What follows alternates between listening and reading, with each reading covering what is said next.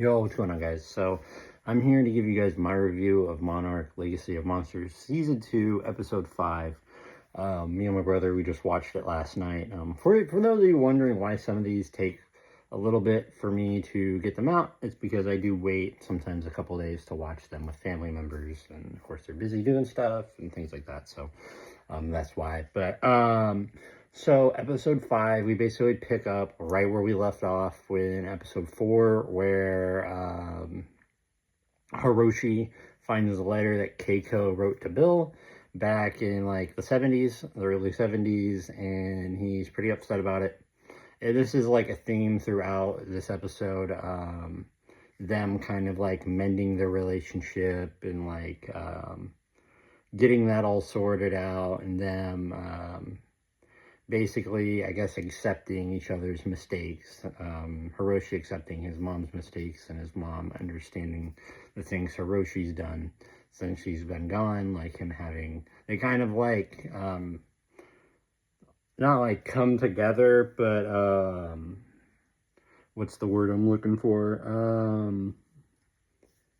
Not reconcile. I guess kind of they have like they understand each other because they both like love two different people. So they have that understanding there as mother and son. And there's also a scene in here where Hiroshi, he's not very understanding of it at first. You know, this is something that plays out throughout the episode. And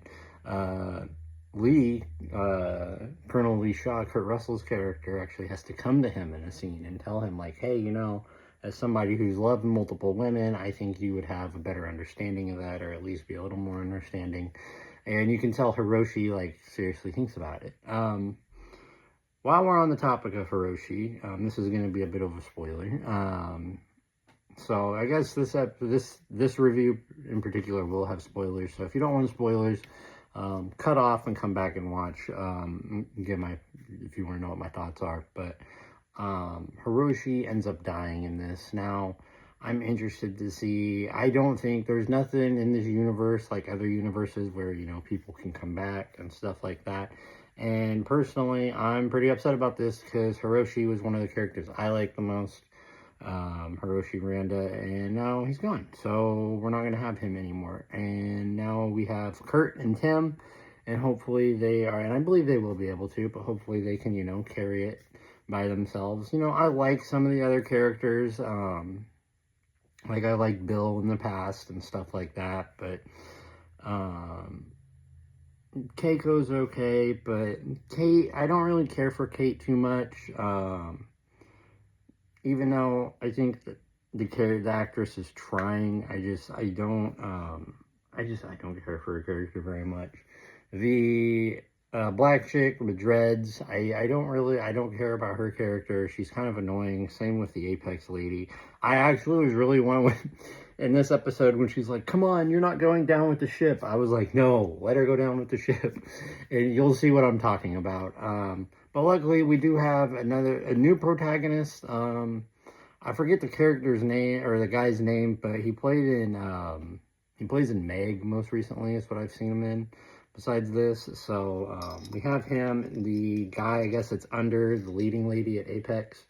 So we have his character, so I'm curious to see what they do with him, because in the end, after Monster X wipes out the Apex base this episode, he like sneaks away in like a Jeep thing. So like I'm kind of wondering like what they're going to do with him, and like what, because he doesn't seem like, even though he's like with Brenda, that's her name, Brenda, even though the Apex leader's name is Brenda, I'm pretty sure. So even though he's working with Brenda at Apex, I think has like his own motives, and I'm interested to see what those own motives are. And I have a feeling those own motives probably have something to do with Godzilla, which takes that film that we already had, you know, we already watched it in Godzilla vs. King Kong, takes place a couple years after the show. So yeah, overall, another thing, okay, one more thing. I need more Titan action, and I'm going to keep saying this every week. If I don't get more Titan action, I'm going to be pissed. Me and my brother were watching this. By the end of the episode, even my brother was like, yo, like, this is starting to get ridiculous. Like, I'm here for Godzilla, and they showed a lot of Godzilla in the trailer for the show, and this is what I was worried about. I was like, I feel like, I'm pretty sure I said this during my trailer reaction. I was like, I feel like they've just showed us all the Godzilla that's going to be in this series, which is probably like the last two or last episode, and that's really a bummer. Same with the Kong stuff. Like, I had the stuff I think we got of Kong in the trailer is the stuff we got at the beginning of the series. So, yeah, I'm not really too sure what to think. You know, I'm here to watch Godzilla take Titan X to Suplex City, and I'm just not getting that unless this is like 15 episodes or more. But I don't think it's gonna be, and I know it's not gonna be. It's gonna be like 8 to 10 episodes, 12 if we're lucky. So yeah, I don't know. This episode, it wasn't like the worst thing I've ever seen, but it wasn't like I was super excited about it or anything like that.